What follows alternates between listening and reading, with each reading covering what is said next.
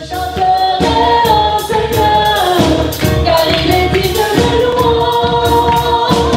Je chanterai au Seigneur, je bénirai son nom. Je chanterai au Seigneur, car il est digne de louange.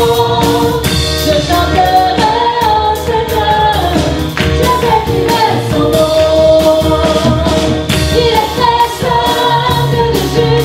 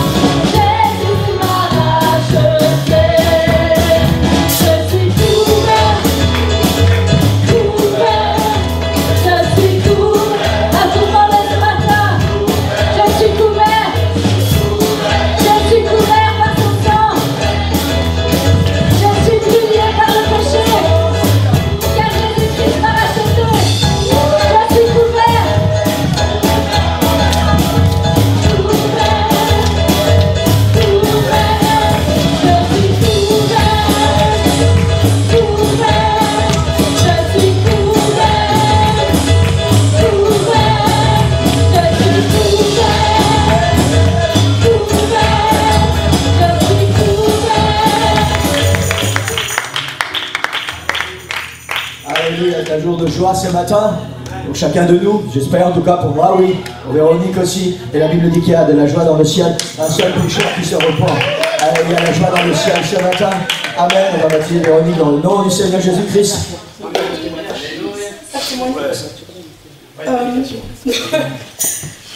Bonjour mes frères et sœurs. C'est vrai, aujourd'hui c'est un grand jour pour moi. Parce que c'est moi qui l'ai décidé. Donc je me suis dit, c'est le moment. Il y a un verset qui m'a particulièrement touchée ces derniers temps. C'est dans Apocalypse 3:20 où Jésus dit, voici je me tiens et je frappe. Amen. Celui qui entend ma voix et m'ouvre la porte. J'entrerai chez lui.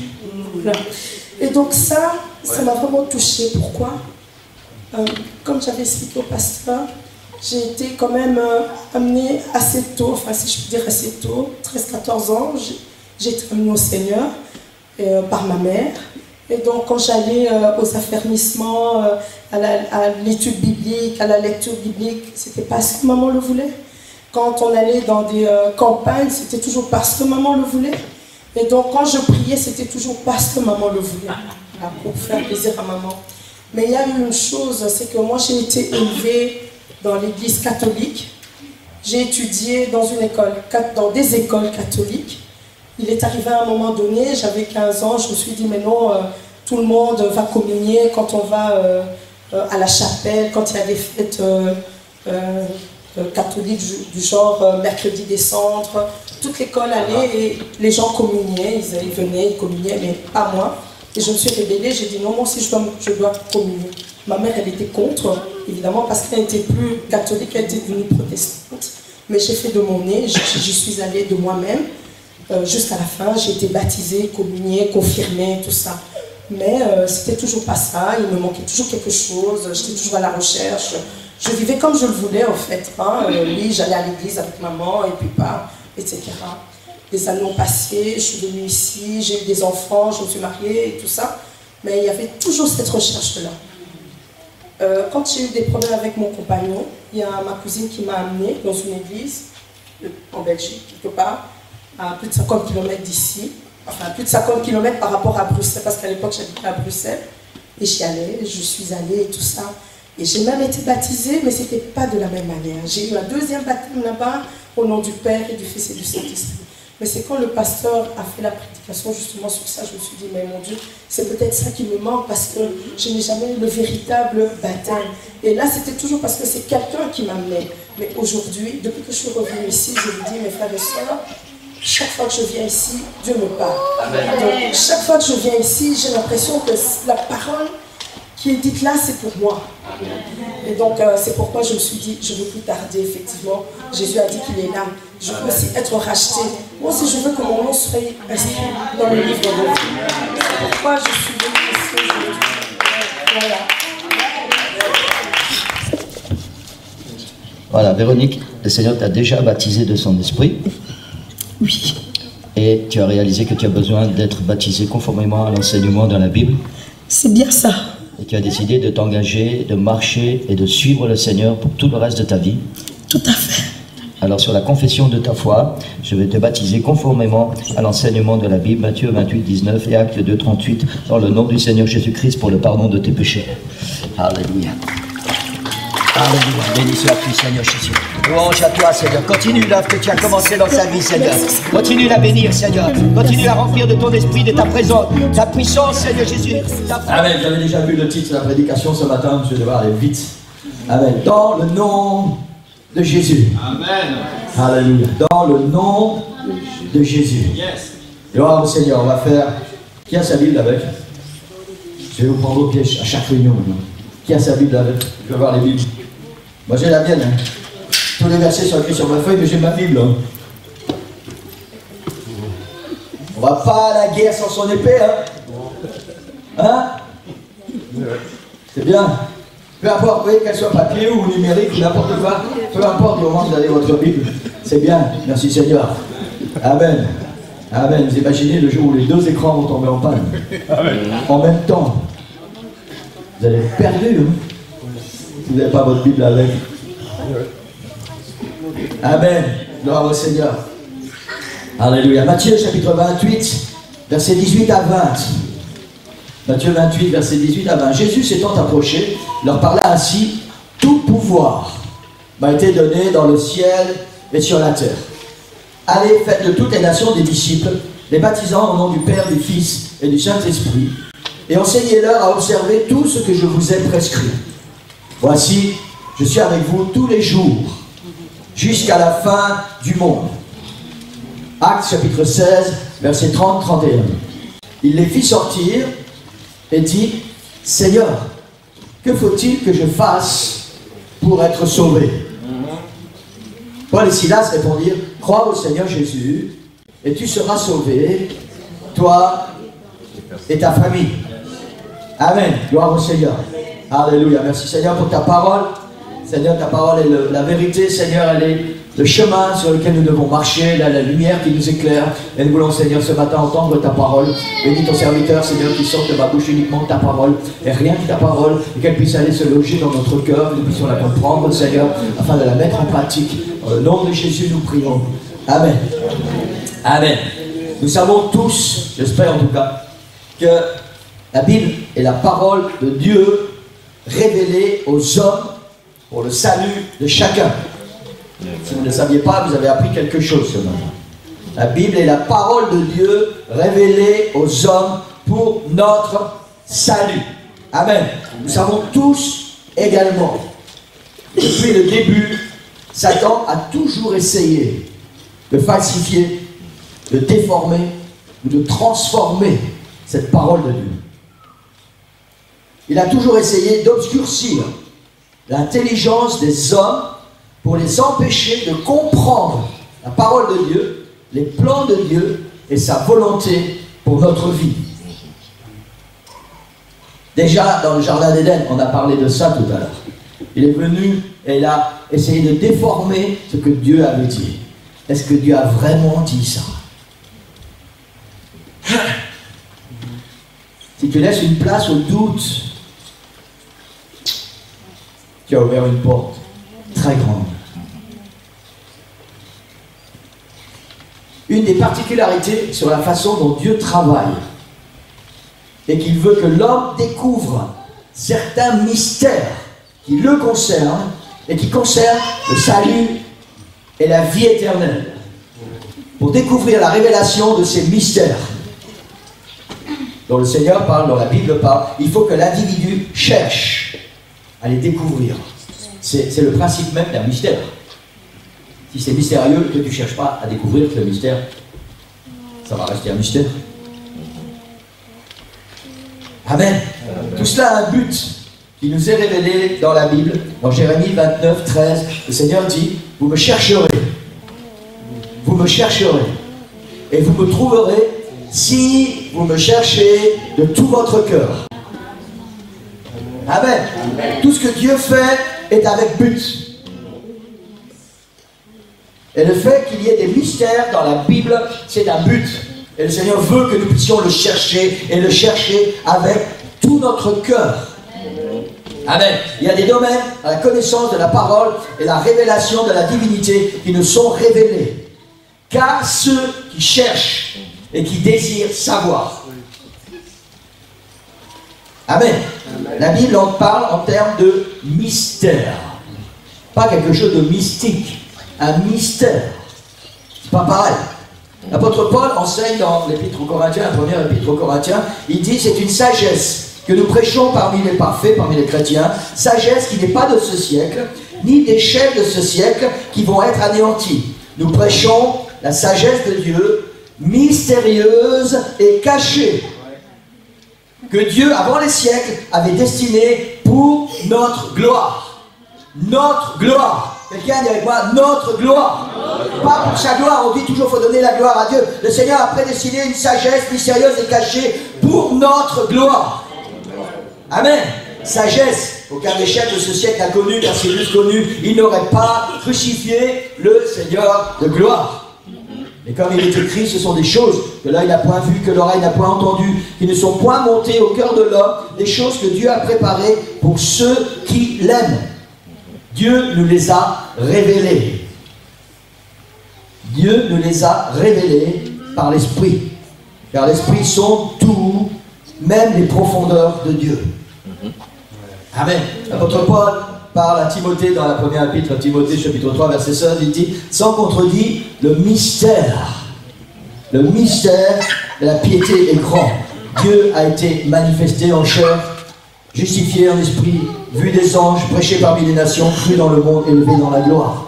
En Colossiens 1, 26, il est parlé du mystère caché de tout temps et dans tous les âges, mais révélé maintenant à ses saints. Dans Éphésiens chapitre 3, Paul nous parle du mystère de l'Église. Les Juifs et les non-Juifs réunis en un seul peuple, qui devient le peuple de Dieu. En Matthieu 16, suite à la question de Jésus à ses disciples, qui dit-on que je suis? Et Jésus continue, après il leur dit, et vous, qui dites-vous que je suis? La réponse de Pierre c'est, connaissez votre Bible, tu es le Christ, le Fils du Dieu vivant. Et Jésus lui répond, ce n'est pas la chair et le sang, connaissez votre Bible, qui t'ont révélé cela. Amen. Amen. Alléluia. On va relire les versets qu'on a lus pour commencer. Jésus s'étant approché, leur parla ainsi, tout pouvoir m'a été donné dans le ciel et sur la terre. Allez, faites de toutes les nations des disciples et baptisons au nom du Père, du Fils et du Saint-Esprit et enseignez-leur à observer tout ce que je vous ai prescrit. Voici, je suis avec vous tous les jours jusqu'à la fin du monde. Le deuxième verset, Actes 16, 30, 31, il les fit sortir et dit, Seigneur, que faut-il que je fasse pour être sauvé?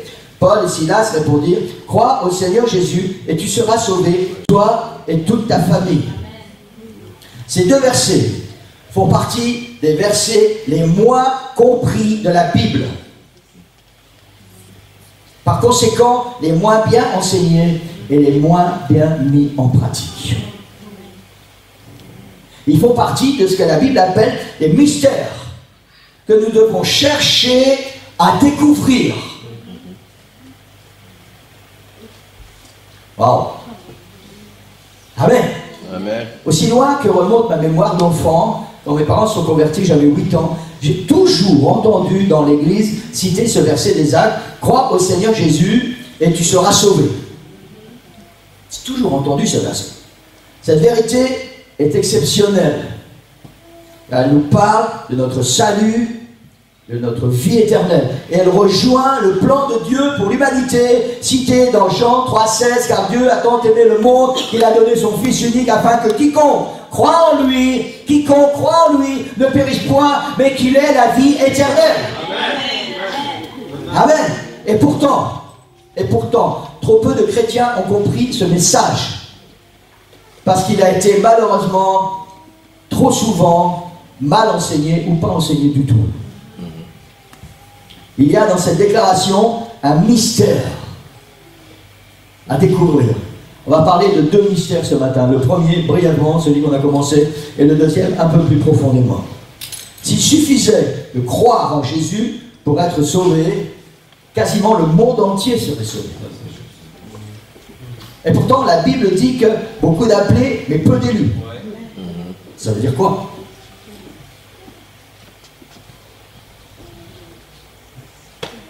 Jacques dit, tu crois qu'il y a un seul Dieu? Tu fais bien. Et il n'a pas fini, il continue. Les démons aussi le croient et ils tremblent. Et eux ne sont pas destinés à la vie éternelle. Hein? Crois au Seigneur Jésus et tu seras sauvé. Le diable et les démons savent et croient que Jésus est le roi des rois, le Seigneur des seigneurs. Et pourtant leur destinée, c'est l'enfer.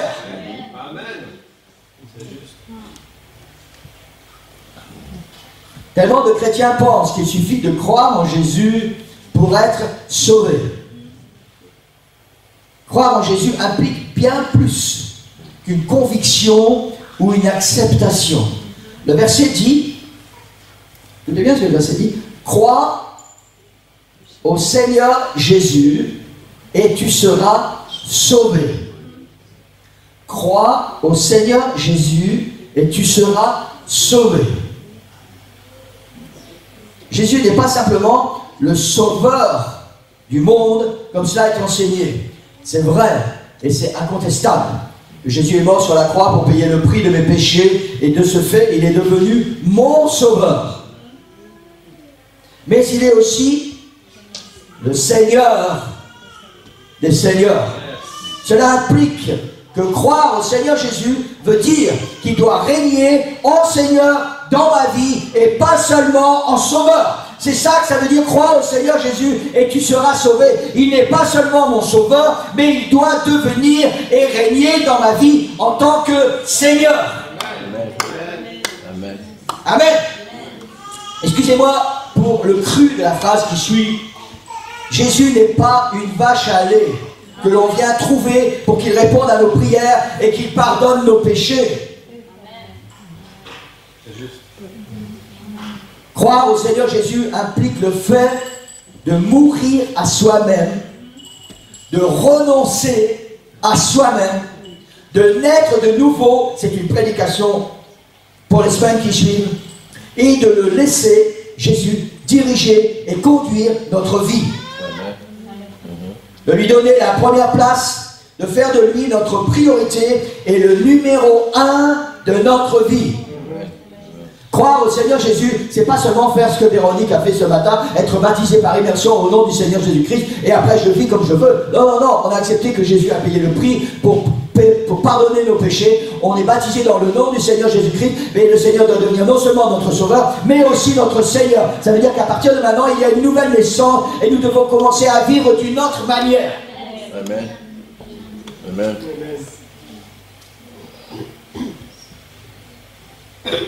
Il est important de lui donner la première place, de faire de lui notre priorité et le numéro 1 de notre vie. Amen. Pas numéro 2, pas numéro 3, pas numéro 4, numéro 1.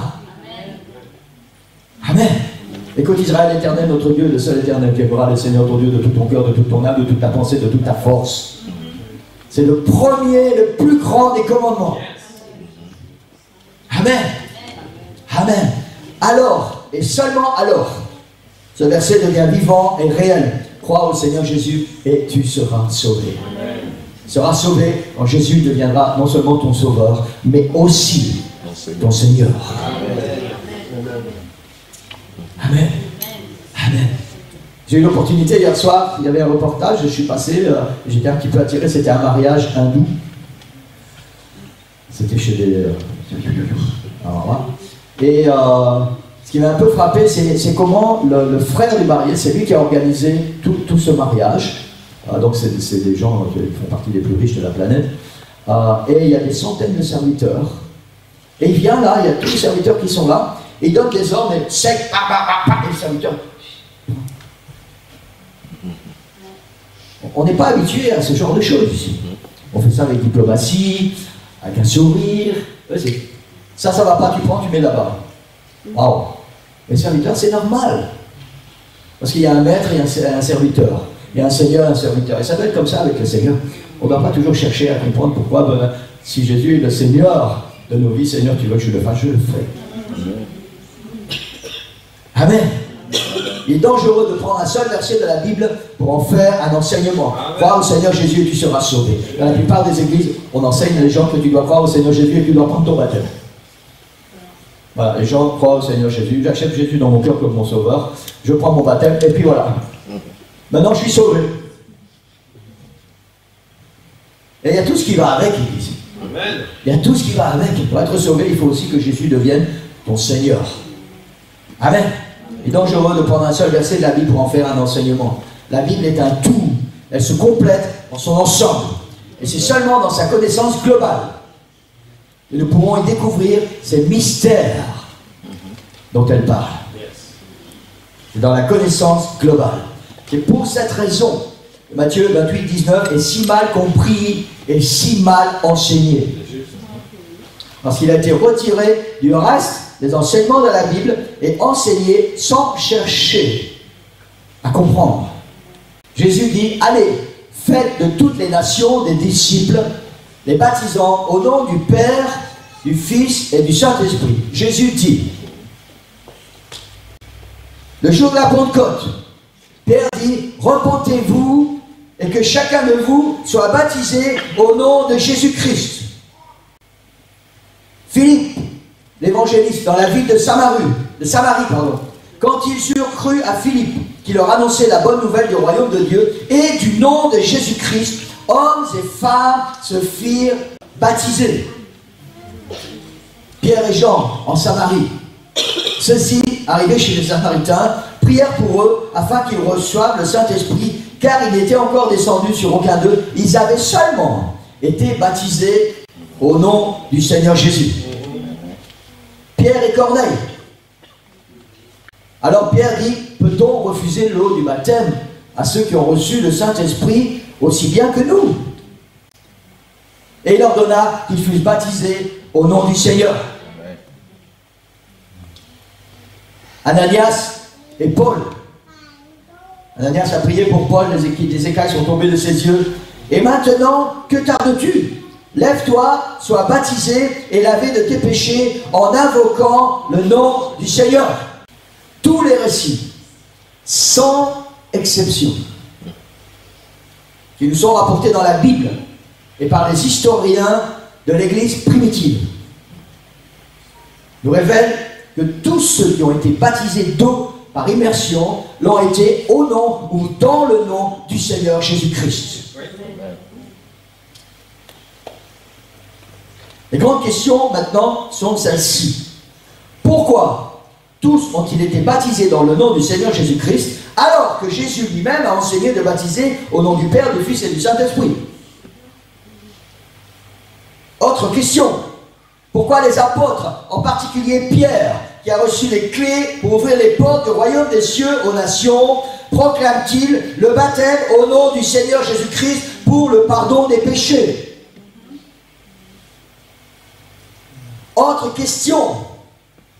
Pouvons-nous croire un seul instant que le message qui a été prêché le jour de la Pentecôte par Pierre et les apôtres réunis est en contradiction avec l'ordre de Jésus?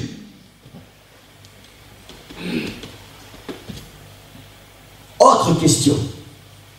Pouvons-nous croire que le message du plan du salut pour le monde entier, prêché et pratiqué par l'Église apostolique, n'est qu'une falsification de la parole de Jésus?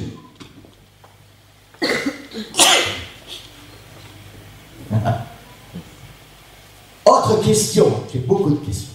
J'aime les questions. Parce qu'une question appelle une réponse. Ça veut dire une recherche. Pouvons-nous croire que l'Église est fondée sur des enseignements de mensonges et des tromperies? Alors, la Bible dit dans Éphésiens 2, ainsi donc, vous n'êtes plus des étrangers ni des gens du dehors, mais vous êtes concitoyens des saints, gens de la maison de Dieu. Vous avez été édifiés sur le fondement des apôtres et des prophètes, Jésus-Christ lui-même étant la pierre angulaire. En lui, tout l'édifice, bien coordonné, s'élève pour être un temple saint dans le Seigneur. Amen. Autre question. Comment est-il possible que certains confessent préférer obéir à l'ordre de Jésus plutôt qu'à l'enseignement des apôtres alors qu'il est le fondement de l'Église?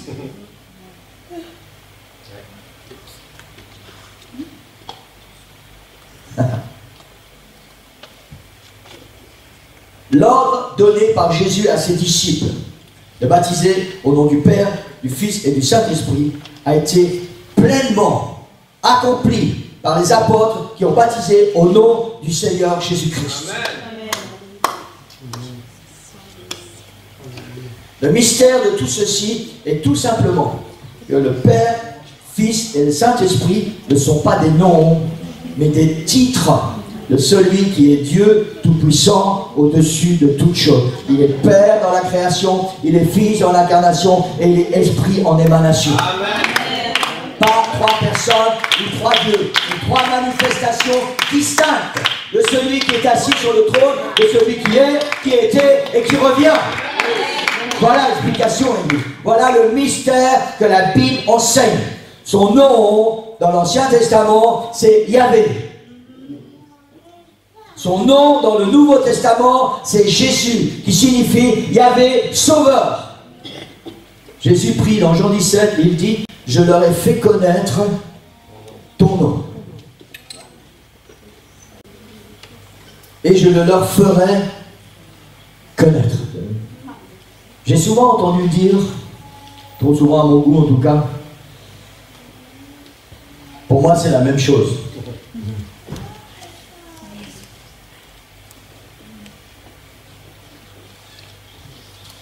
Ça, je ne devais pas prêcher ce message aujourd'hui. Hein. J'ai plein d'autres messages. On a une série qui est en route. Et puis quand Véronique a dit, moi je vais te baptiser, ça est tombé sur moi et voilà, la parole du Seigneur.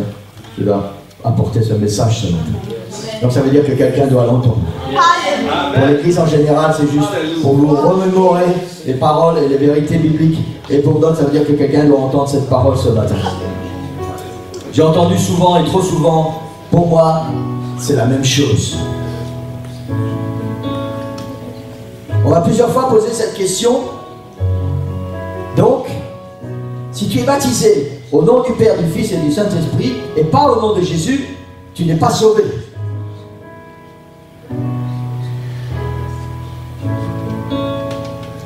Il ne m'appartient pas de répondre oui ou non à cette question. Je dois juste vous envoyer à la parole du Seigneur, étudier la parole du Seigneur et savoir quelle est la parole du Seigneur. Moi, j'ai pris ma décision. Amen. Amen. Et vous savez quoi? Personnellement, je ne veux pas prendre de risque à propos de mon salut et de ma vie éternelle. Après, chacun fait ce qu'il veut.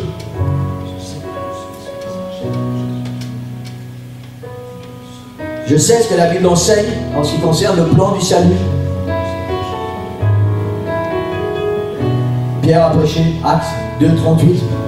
Repentez-vous, que chacun de vous soit baptisé dans le nom du Seigneur Jésus-Christ pour le pardon de vos péchés, et vous recevrez le don du Saint-Esprit, car la promesse est pour vous et pour tous ceux qui sont au loin, en aussi grand nombre que le Seigneur notre Dieu les appellera. Et nous faisons partie de ce aussi grand nombre que le Seigneur notre Dieu appelle.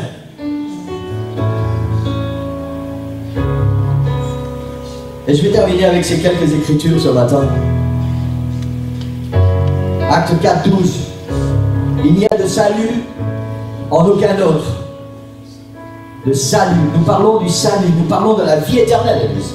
Il n'y a de salut en aucun autre, car il n'y a sous le ciel aucun autre nom qui ait été donné parmi les hommes par lequel nous puissions être, ou nous devions être sauvés. Et nous savons tous que le nom dont il est question, c'est le nom de Jésus.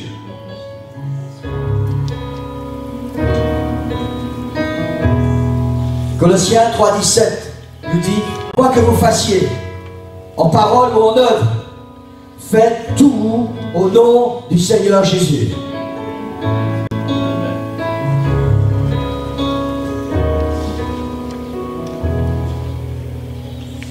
Romains 6, versets 3 et 4. Ignorez-vous que nous tous qui avons été baptisés en Jésus-Christ, c'est en sa mort que nous avons été baptisés. Nous tous qui avons été baptisés en Jésus-Christ, c'est en sa mort que nous avons été baptisés. Nous avons donc été ensevelis avec lui par le baptême en sa mort. Ça veut dire que le début de la nouvelle naissance, l'ensevelissement pour l'ancienne vie et la résurrection pour la nouvelle vie se trouve dans le nom de Jésus.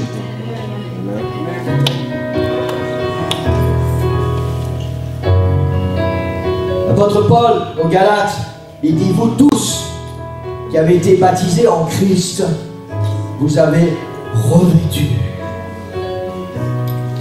Christ. Vous avez revêtu Christ. Je voudrais qu'on puisse se lever. J'ai terminé l'église ce matin. Ce n'est pas une parole, une prédication pour crier. Ce n'est pas une prédication pour danser. Mais une prédication pour aller à l'intérieur. Et mon désir ce matin, et le désir du Seigneur, c'est que nous puissions chercher, pour ceux qui n'ont pas encore trouvé, à découvrir ce mystère. Quel est ce mystère? Parce qu'il y a tellement de questions qui se posent. Il y a tellement de confusion dans les églises à cause du baptême, à cause du nom de Jésus. Parce que Jésus a dit ceci, parce que Pierre et les apôtres ont fait autre chose.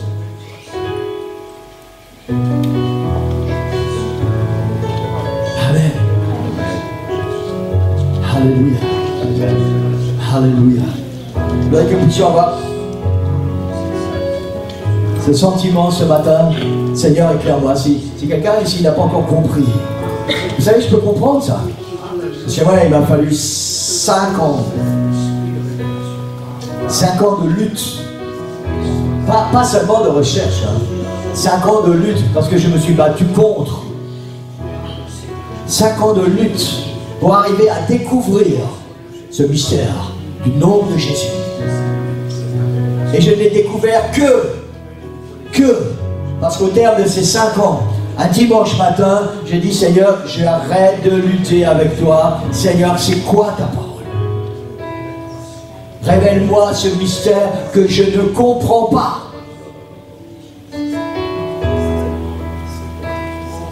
Et je vous encourage à faire ça ce matin.